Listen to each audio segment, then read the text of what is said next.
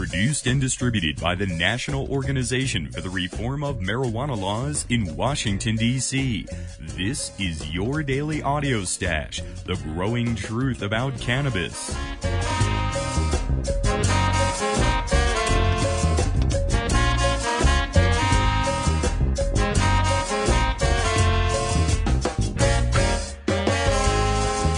Daily Audio Stash is where responsible marijuana smokers listen in on the latest news about cannabis, hear the voices of the marijuana law reform movement in special segments and interviews, and kick back with comedy and music no other podcast can offer.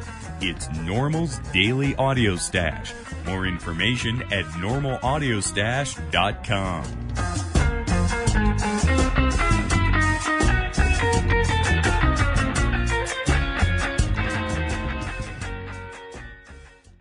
First up today, it's news from NORML.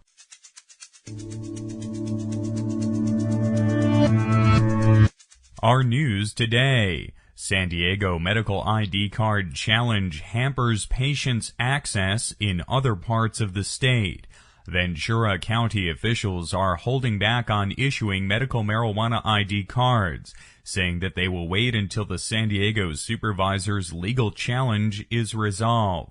Last week, the San Diego supervisors voted 4-1 to appeal a recent Superior Court ruling, rejecting their challenge to the ID card program instituted under California's SB 420.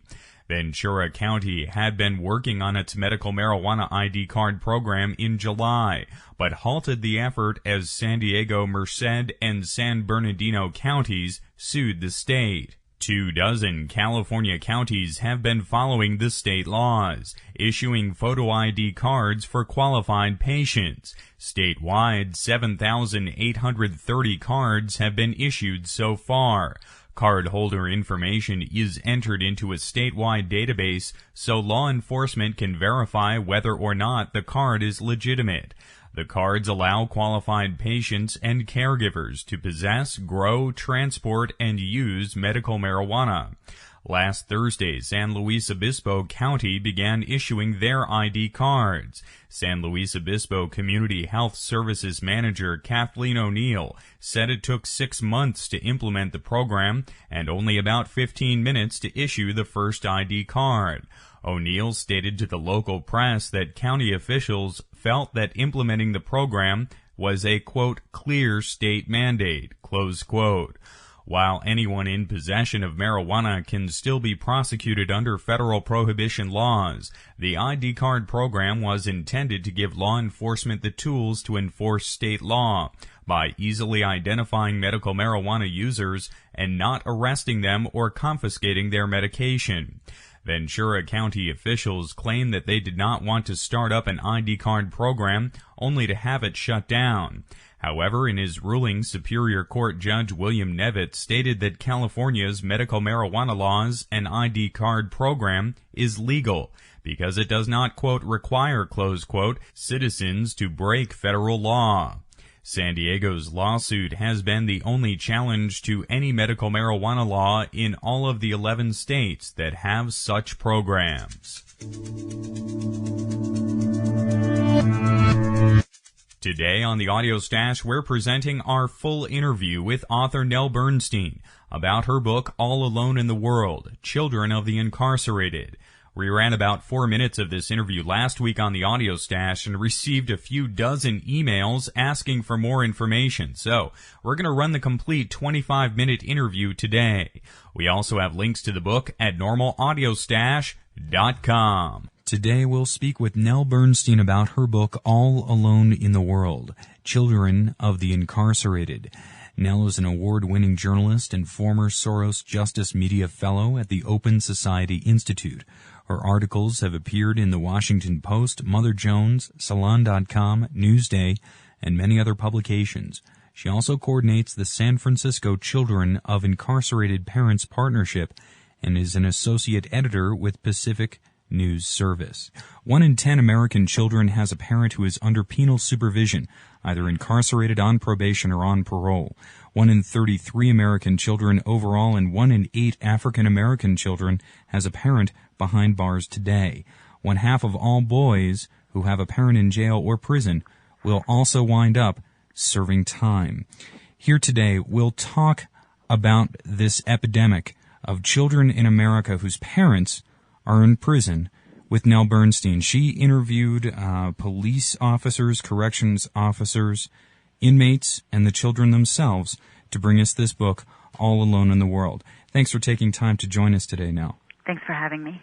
Now, first of all, how many American children are affected by this overall? I gave some of the statistics, but what's the big number out there? Well, there's a couple big numbers. 2.4 million children have a parent who's currently incarcerated. And when you think about the fact that 1 in 10 have a parent who's under some form of penal supervision, that's just at any given moment.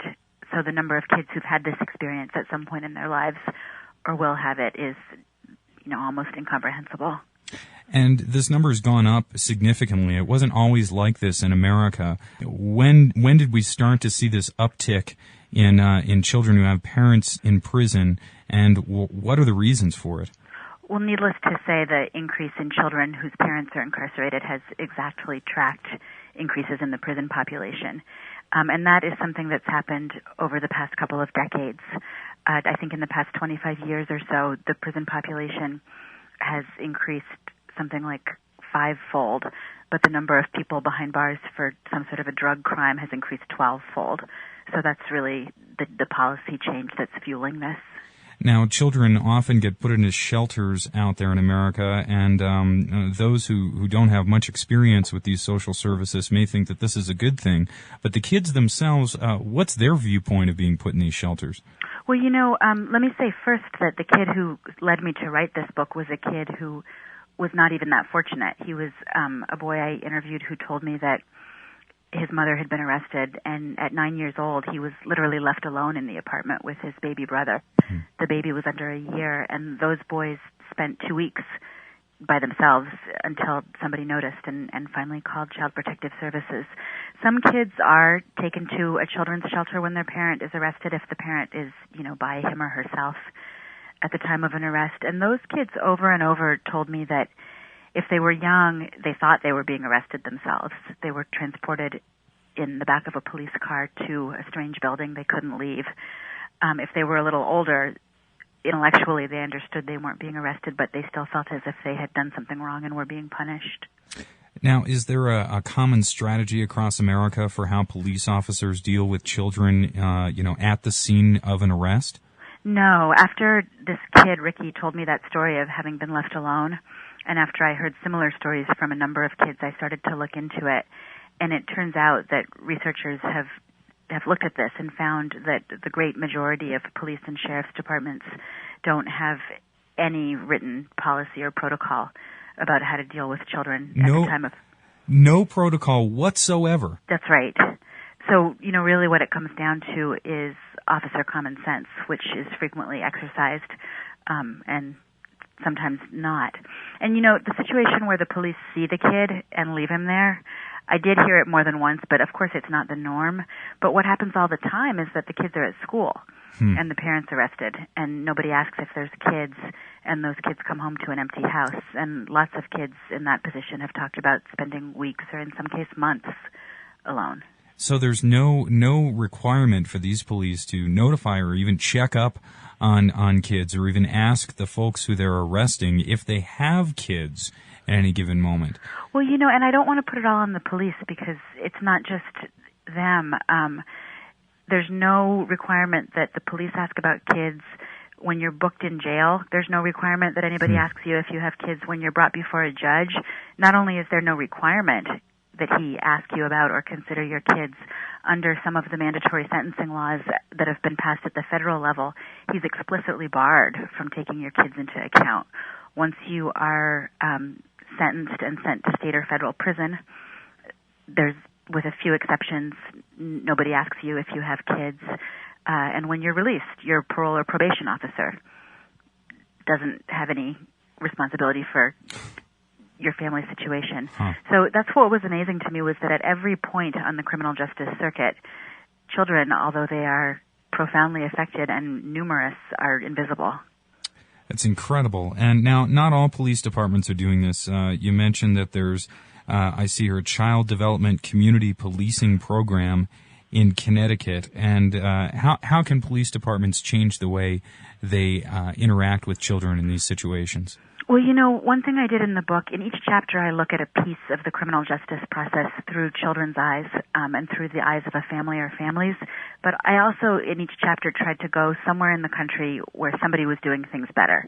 And what I found was that there's not a single problem that I discovered, and I certainly came across a lot, that somebody somewhere hasn't solved. It's just always kind of the model program or the exception. And the one you're talking about is in New Haven, Connecticut.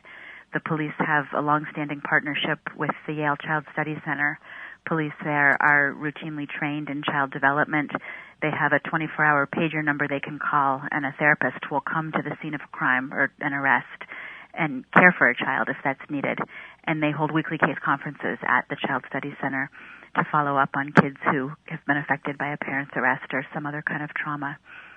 We're speaking with Nell Bernstein. Her book is All Alone in the World, Children of the Incarcerated. Now, women are one of the fastest growing segments of the prison population. Why are women being arrested more than they used to be? Well, women are, the growth in the female prison population has been double that among men for several years running now. And that really is because they're increasingly affected by the drug laws. A couple of women I profile in the book, along with their children, were affected by conspiracy laws. And those in particular affect women. Basically what it means is if you have a boyfriend or husband who's involved with drugs and you drop off a package or take a message, even if you don't know you're doing that, in other words, even if you don't realize that the message you're taking has to do with a drug deal, you can ultimately be held responsible for whatever quantity of drugs the entire network he's found to have been part of has sold. So that is definitely affecting women. Now, also, low-level drug offenders are tending to get longer sentences these days, in some cases longer than a lot of the higher-ups in drug organizations out there. Is there something that, with drug policy especially, that is affecting the prison population? Is our drug policy just filling the prisons right now? Yeah, I mean, you've said it. And when you go into a women's prison, it's the saddest place, and it is partly sad because everyone's talking about their kids. When I did a lot of the reporting inside the prisons several years ago, I was pregnant, and visibly so. And so the women immediately began talking to me about their children. But when you begin to try to find out what brought them there, if it wasn't a straightforward, possession with intent to sell, huge numbers of women there for writing bad checks, credit card fraud, welfare fraud, crimes that take place at the intersection often of, drug addiction and survival. And also just pure poverty. It seems in some ways that a lot of people are being persecuted for acts of trying to survive poverty here in America. And so that was the police chief in New Haven actually said that to me. He said, we can't arrest our way out of poverty, so we have to start here, looking at the kids. And a lot of the frontline criminal justice people that I met got that because they're in it every day. I think that those who are a little more removed, and I hear this a lot when I talk about this with different audiences, assume that if somebody's in prison, and especially if they're doing a long term, there's a body on the ground somewhere. And just don't realize how very often that's not the case. Now, drug policy isn't changing too much, but the alternatives to just prison are changing out there. What are some of the alternatives you've seen out there for drug sentences? Well, one of the programs I looked at was a program called the Drug Treatment Alternatives to Prison Program. And I love this program. It's in Brooklyn, and it's run by the DA's office. That's what makes it so unusual. Basically, they were trying to clean up Brooklyn and reduce the amount of drugs there, and they realized that sending these guys away for long sentences with no treatment, no rehabilitation, and nothing in the way of job prospects when they came home was not getting that job done. So the DA started this program where men and women who are facing long sentences under New York's Rockefeller laws, which are among the strictest mandatory sentencing laws in the nation,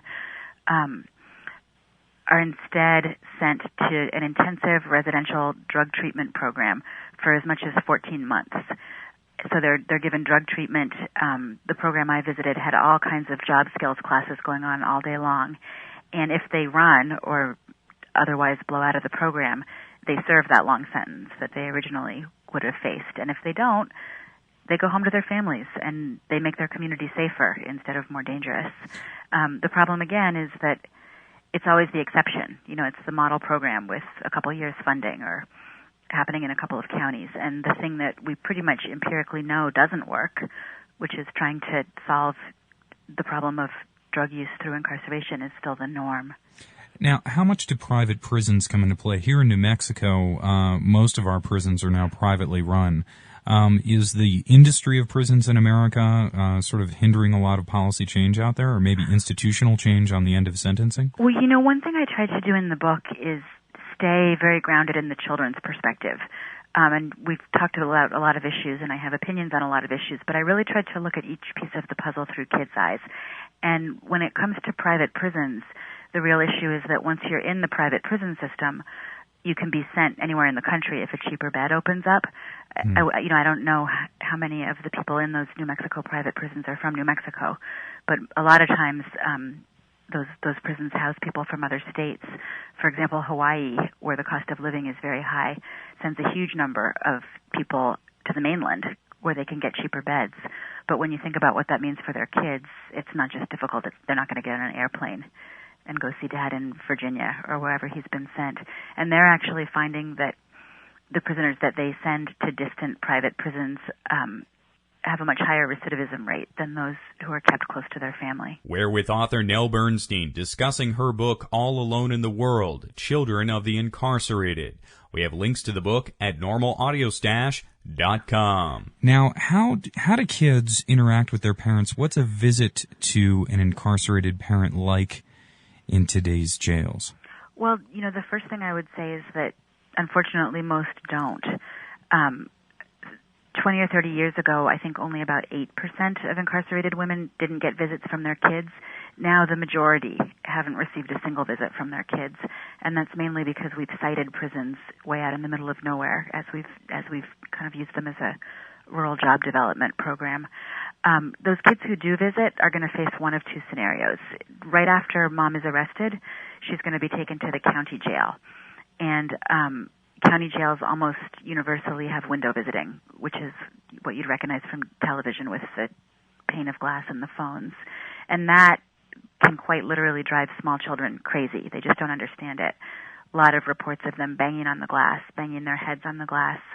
I heard about one toddler who became so hysterical when he couldn't get his mother out of the glass box that he wound up in the emergency room after the visit because he just could not stop crying.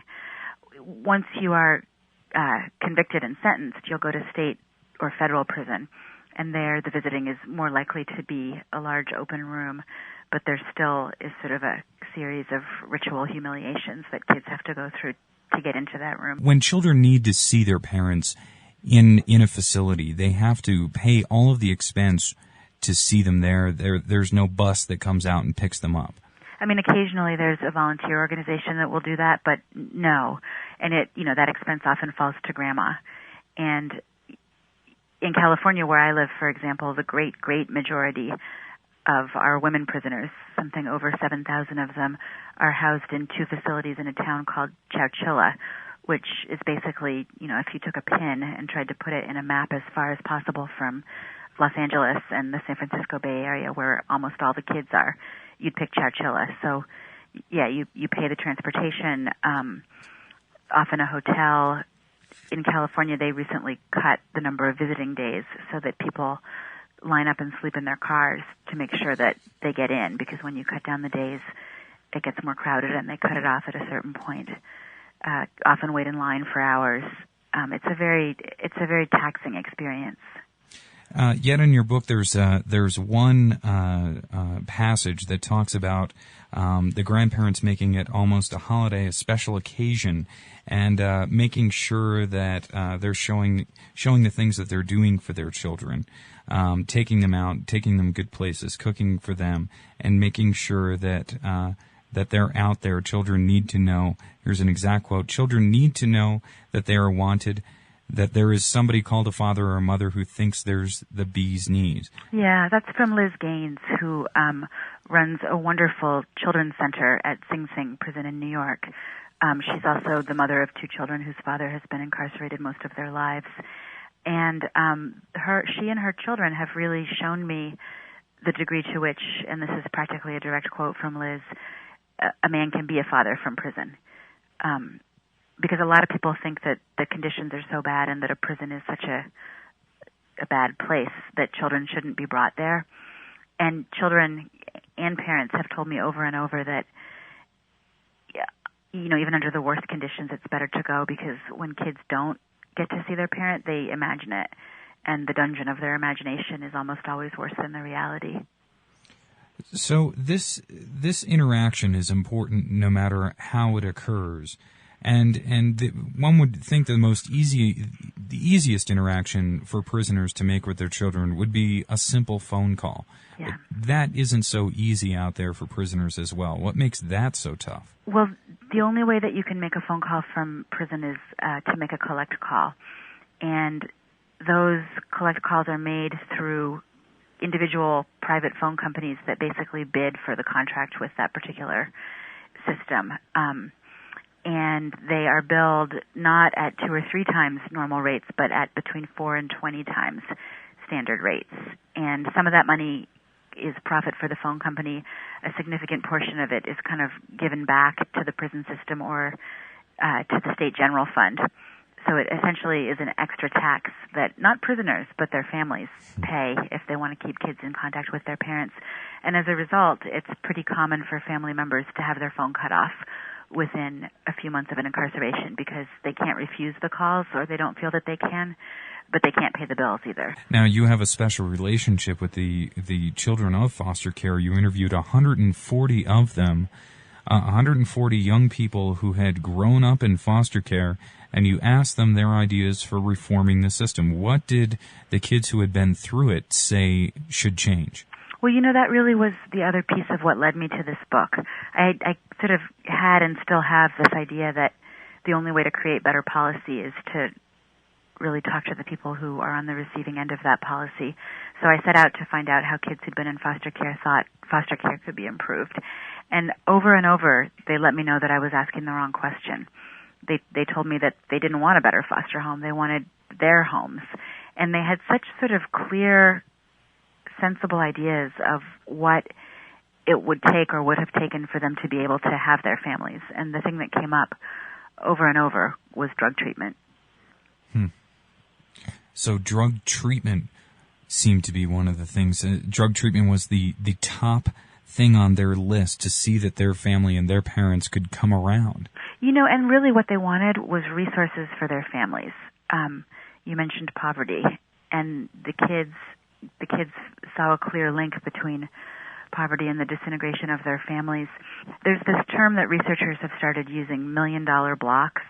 $1 million block, and there are these blocks in most cities, is a block where that's what it costs each year to incarcerate people from that block.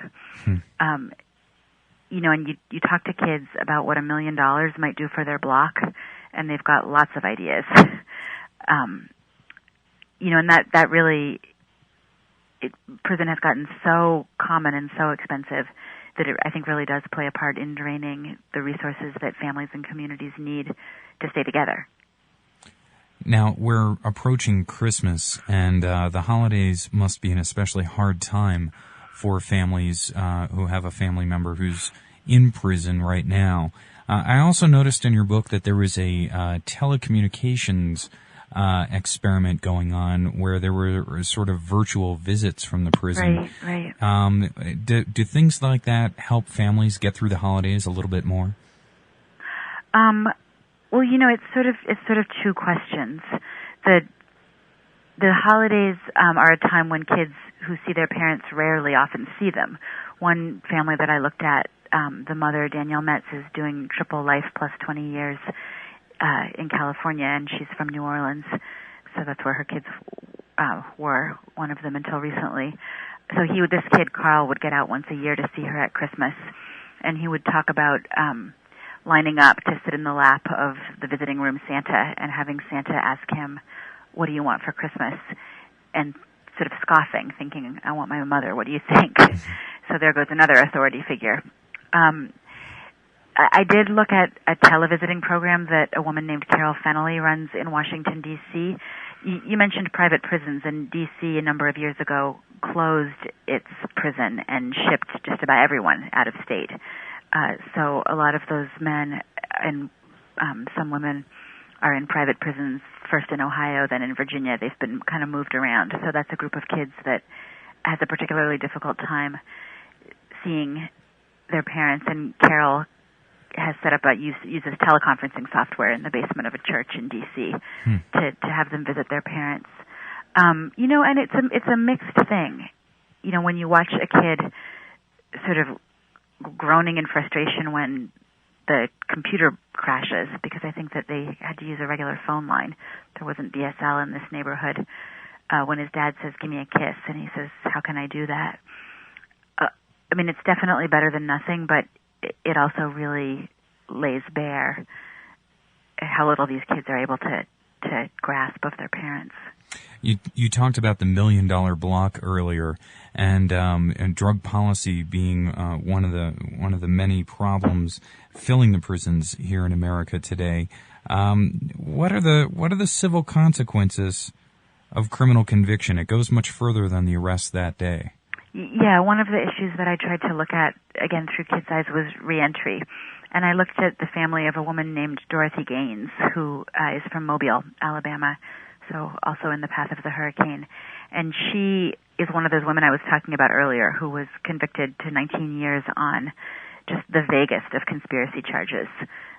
She had been dating a guy who was involved with a drug network. When she found out, she put him in rehab. When that didn't work, she left him. But she was sentenced to 19 years under federal law.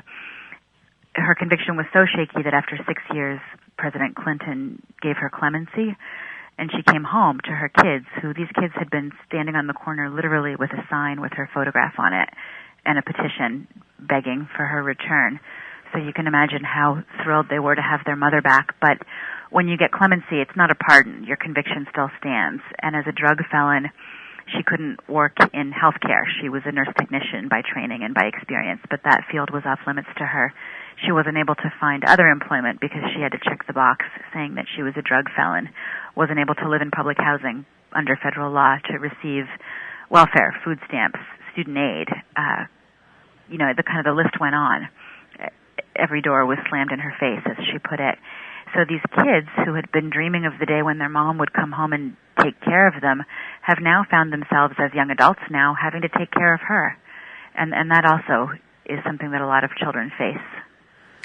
Now, if people are listening to us today and thinking, what can I do? What can I do to help children in my community in the case of their parents being arrested or imprisoned? What can people do out there? What's the best approach, and who should they talk to about the way their police department treats children? It's a difficult question because there is sort of an increasing movement to help the children. President Bush is a big fan of mentoring and has put a lot of money into mentorship programs. A lot of the churches gather gifts for kids whose parents are incarcerated at Christmas time. And I guess what I would say is that reach out to the kids in your community, but respect their connection to their parents. If you're going to mentor a kid, make part of that mentorship driving him out to the prison to see his dad. Because that's really, the mentor's not going to be around in 2 or 3 years. And that dad is always going to be his dad, no matter how long his sentence is. So I think that's something people can do. I work with a group in San Francisco called the San Francisco Children of Incarcerated Parents Partnership, and we've developed something called a Bill of Rights for Children of Incarcerated Parents, which people can see if they like on our website, sfcipp.org, and we sort of have a list of action steps there that we're working in our community. We're meeting with the police this week, in fact, to work with them on a protocol. So I think that provides a decent skeleton for other communities that want to really take this on. We've been speaking with author Nell Bernstein discussing her book, All Alone in the World, Children of the Incarcerated. We have links to the book at normalaudiostash.com. This has been NORML's Daily Audio Stash, the growing truth about cannabis. Thanks to Podshow.com for all the great pod-safe music. We feature the band Carne Cruda as our theme. Make sure you visit our website at normalaudiostash.com. That's NORMLAUDIOSTASH.com for more information about every day's show. Thanks to Red Aphid Interactive Media for the podcasting technology. We're back at 4:20 tomorrow. If you listen to the Audio Stash, cast your vote at Podcast Alley or other podcast directory services. I'm your host, Chris Goldstein. Thanks for listening today. See you at 4:20 tomorrow.